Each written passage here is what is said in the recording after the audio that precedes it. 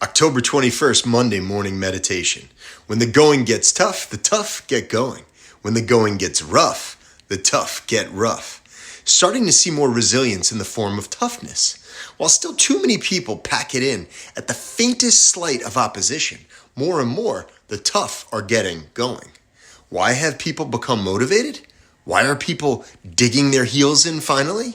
Perhaps the pendulum of change has swung back in their direction. Consider these basic data points. 42% of marriages result in divorce, including second marriages. Quiet quitting has now brought the employment tenure average to just under 4 years. Hardly enough time to warrant a gold watch.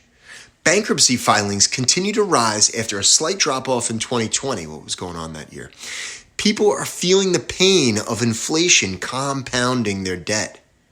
Many ways to slice stats. The fact remains, when humans grow weary, we seek comfort or perceived comfort.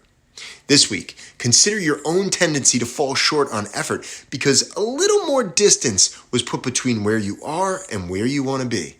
Be agitated by those siphoning gas from your tank of motivation, creativity, and mindset.